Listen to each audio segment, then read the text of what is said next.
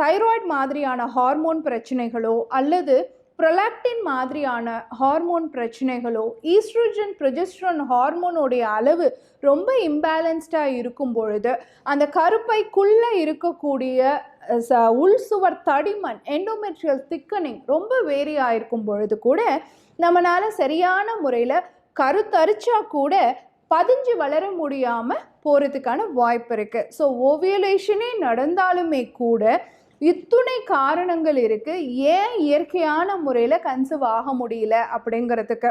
அப்போது உங்கள் மன அழுத்தத்தை கட்டுப்பாட்டில் வச்சுக்கணும், கருமுட்டையோடைய ஆரோக்கியத்துக்கு தேவையான புரதப்பொருள் எடுத்துக்கணும், ஆண்கள் அவங்க உயிரணுக்களுடைய எண்ணிக்கையை அதிகரிக்கிறதுக்கு தகுந்தாப்புல நிறைய முருங்கைக்கீரை, ஓரிதழ் தாமரை சூரணம் இந்த மாதிரி விஷயங்களை எடுத்துக்கணும். கருக்குழாய் அடைப்போ நோய் தொற்று கிருமிகளோ அணுகாமல் இருக்கிறதுக்கு மஞ்சள், மிளகு, இஞ்சி இது மாதிரி சேர்ந்த பானங்களை நம்ம சேர்த்துக்கணும்.